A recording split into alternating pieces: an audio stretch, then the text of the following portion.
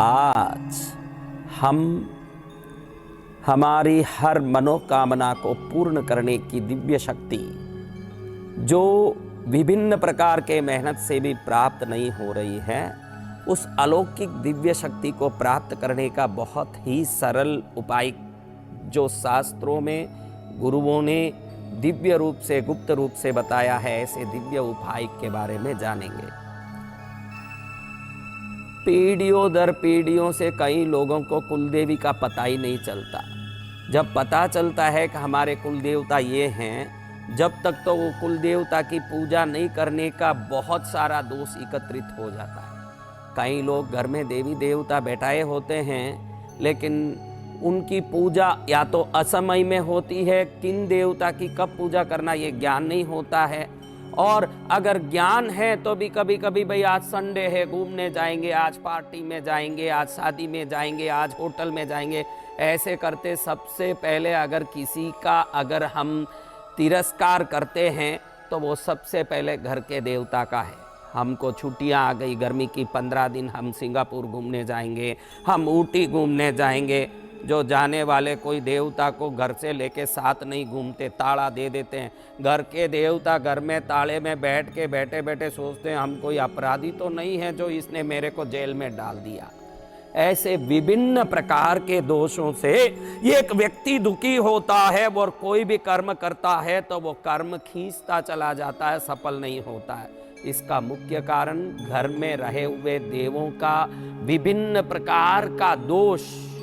पूजा समय पर नहीं किया या पूजा ही नहीं किया, या कई पीढ़ियों से आराध्य देवों का हता पता नहीं चला। कुल देवताओं की आराधना में विभिन्न कुल देवताओं को विभिन्न प्रकार से रिझाया जाता है। कोई कुल देवता का भोग कुछ होता है, कोई कुल देवता का भोग कुछ होता है, लेकिन जो ना समझते हैं वो हर दम दिया धूप करके कुछ ना कुछ करते बैठे रहते हैं, लेकिन उनकी इच्छा पूरी नहीं होने से भी वो नाराज होते हैं। मेरे पास कई लोग आके पूछते हैं कि गुरुदेव व्यापार नहीं चल रहा है, काम नहीं चल रहा है, कुछ भी करूं तो तकलीफ है, घर में बहुत परेशानी है, घर में हरदम क्लेश होता रहता है, झगड़ा होता रहता है, कई प्रकार की तकलीफें, मानसिक परेशानियां, उधारी, संकट, कोर्ट केस, कई प्रकार की बातें बताते हैं। जब मैं उनका चेहरा देखता हूं तो सीधा दिखता है कि इस पर देवों का प्रकोप हो चुका है, इसको देवों का दोष हो चुका है। घर में आराधना सटीक नहीं करने से जो होना चाहिए वो सभी प्रकार के संकट इसके सिर पर उपस्थित हो गए हैं। कई लोग तो पीढ़ियों से पूजा ही नहीं करते, और कई करें तो ऐसे करें कि उनको जब समय मिले वैसे करें। खाना व्यक्ति भूख लगे तब खाता है, पानी प्यास लगे तब पीता है, नींद आवे तब सोता है, लेकिन पूजा उसकी मर्जी आए तब करता है। यही सबसे बड़ा दुख है, और इस दुख का आज एक ऐसा सरल निवारण बताऊंगा, सरल समाधान बताऊंगा, जिस समाधान को करने के बाद घर में दीपक जलाओगे तो भी देवता दौड़े आएंगे, घर में पूजा करे तो दौड़ के आएंगे।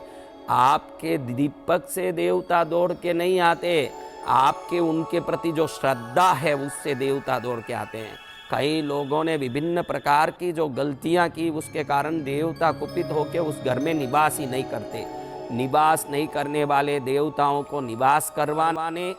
कुपित देवताओं को प्रसन्न करने, दोष को निर्दोष करने, घर को सुखी करने, ये एक सरल उपाय है जिसको कर लें तो सटीक रूप से, निश्चित रूप से उस घर में आनंद, परमानंद, महानंद और दिव्यानंद प्रकट होके आ जाएगा। ऐसे परम आनंद को प्रकट करने वाला उपाय है, अमावस्या का दिन हो, शाम के सूर्यास्त के बाद 7:30 या 8 बजे के पहले एक मिट्टी की थाली में, मिट्टी की थाली, छोटी सी मिट्टी की बर्तन की थाली हो, और उस थाली में बिल्व पत्र, बेल पत्र जिसको आप कहते हैं, नीम के पत्ते और तुलसी के पत्ते मुट्ठी भर भर के समान मात्रा में तीनों को एक साथ मिला के उस थाली में भर दें, और उस थाली में, मिट्टी की थाली में नीम का पत्ता, तुलसी का पत्ता, बेल का पत्ता तीनों मिला के भरने के बाद उसके ऊपर एक मिट्टी का तिल के तेल के दीपक को, जिसके अंदर लाल रंग की बाती डाली हो, लाल डोरे से बनी हो या ऐसे लाल नाड़े से बनी हो, एक लाल डोरे की बत्ती डाल दें और उस तिल के दीपक को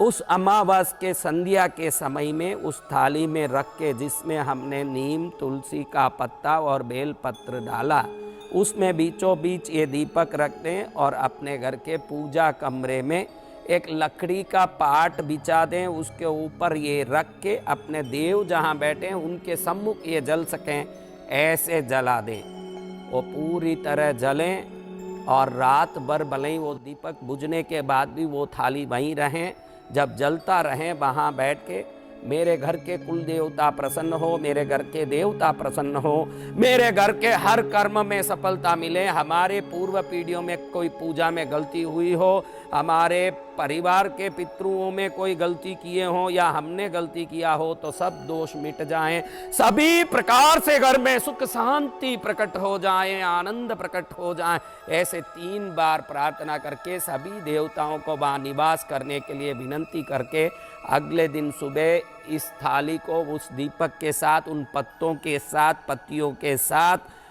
कहीं पानी बहता आपके घर के पास हो, नदी हो तो वहाँ छोड़ दें, नहीं तो दूर जाके एक शुद्ध जगह जहाँ किसी का पैर नहीं लगता हो, किसी वृक्ष के छाया में या कहीं एकांत जगह में रख के आ जाएं। ऐसे 3 अमावास करने के बाद आपका कोई भी काम बंद हो, कोई भी काम रुका हुआ हो, कोई भी वस्तु तकलीफ दे रही हो, कोई भी परेशानी हो, कोई भी प्रकार का संकट हो, देवता ऐसे प्रसन्न होंगे जो आपकी गाड़ी घोड़े गाड़ी की तरह चल रही थी वो गाड़ी सुपर फास्ट फ्लाइट की तरह चलने लगेगी और जीवन सफल हो जाएगा। तो ये बहुत ही सरल उपाय आपको दिखेगा, लेकिन ये गुप्त उपाय हमारे गुरु परंपरा में रहस्यमय रूप से बताई गई उपाय, जिसमें बेलपत्र पुरुष और शंकर का शक्ति, तुलसी विष्णु का और प्रकृति की शक्ति, नीम भगवती की महाशक्ति, जब तीनों शक्ति एकत्रित होती है उस जगह कैसा भी दोष हो, देव दोष, पितृ दोष, गुरु दोष, भूत दोष, समस्त दोषों का निराकरण हो जाए और सकल मंगलकारी आशीर्वाद प्राप्त हो जाएं, वो घर देवताओं के आशीर्वाद से हरा भरा हो जाएं। ऐसे दिव्य क्रिया को आप करके अपने जीवन को सफल बनाएं और घर में देवता की दिव्य आशीर्वाद और सानिध्य से सदा आनंद मंगल प्राप्त करें। यही मंगल कामना के साथ थॉट योगा में आप एवं आपका प्यारा परिवार स्वस्थ, सुरक्षित, सुखी एवं समृद्ध रहें, यही मंगल कामना।